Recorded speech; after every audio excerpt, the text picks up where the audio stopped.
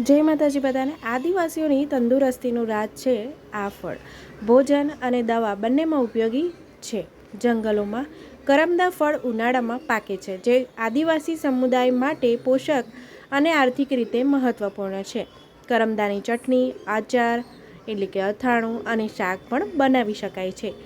ચિત્રકૂટ મધ્યપ્રદેશ અને ઉત્તર પ્રદેશની સીમા પર આવેલું ચિત્રકૂટનું પાઠા વિસ્તાર એક બાજુ તેની કુદરતી સુંદરતા અને ધાર્મિક મહત્વ માટે પ્રખ્યાત છે, તો બીજી બાજુ આ વિસ્તારમાં ગાઢ જંગલોમાં અનેક કિંમતી વન ઉત્પાદનો મળે છે, જે જૈવિક વૈવિધ્ય જાળવી રાખવામાં અને આદિવાસી જીવનમાં મહત્વપૂર્ણ ભૂમિકા ભજવે છે। આમાં એક છે કરમદાનું ફળ, જે માત્ર સ્વાદિષ્ટ જ નથી પરંતુ પોષક તત્વો અને ઉપયોગિતા માટે પણ મહત્વ ધરાવે છે।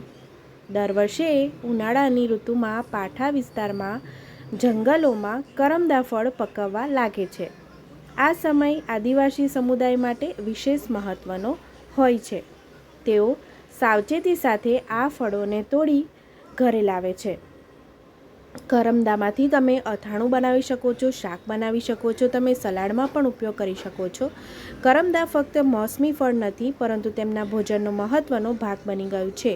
કરમદાની ઉપલબ્ધિ દરમિયાન બજારમાંથી શાકભાજી ખરીદવાની જરૂરિયાત ઘટી જાય છે। કરમદામાંથી શાકભાજી પણ બનાવી શકાય છે, જેનાથી આર્થિક રાહત પણ મળે છે। રાજનકોલ, માનિકપુર પાઠાના નિવાસી કરમદા અનેક રીતે ઉપયોગીમાં લેવાય છે। તેની ચટણી પણ બનાવી શકાય છે, અથાણું બનાવી શકાય છે અને સૂકી ભાજી જેવું બનાવીએ એવું શાક પણ બનાવી શકાય છે, એટલે કે કોરું શાક બનાવી શકાય છે। જેમ તમે ગુંદાનું શાક બનાવો છો એવી જ રીતે તમે કરમદાનું શાક પણ બનાવી શકો છો। કેટલાક પરિવારો તેને સૂકવીને વર્ષભર માટે સાચવી રાખે છે।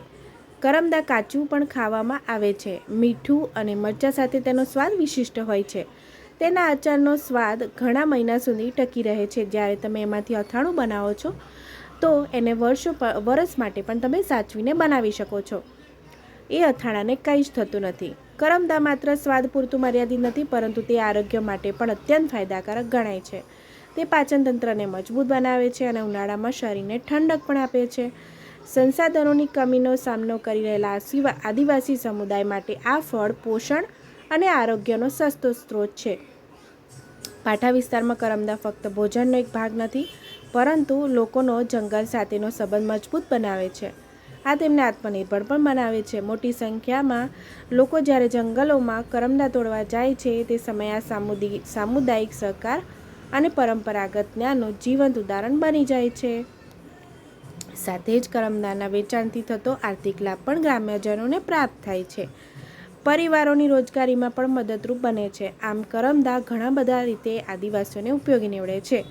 જો આ જે કરમદા છે ફળમાંથી તમે કચુંબર અથવા તો ચટણી, સલાડ કે પછી તમે એનું અથાણું બનાવો, શાક બનાવો, તમારા હેલ્થ માટે ખૂબ જ ઉપયોગી છે। તો તમે પણ આ રીતે ટ્રાય કરજો કરમદાનું ફળ। આવજો મિત્રો। તમે મારો વિડીયો જોયો એના બદલે ધન્યવાદ। મારો વિડીયો છેક સુધી જોયો એના માટે તમારો ખૂબ ખૂબ આભાર।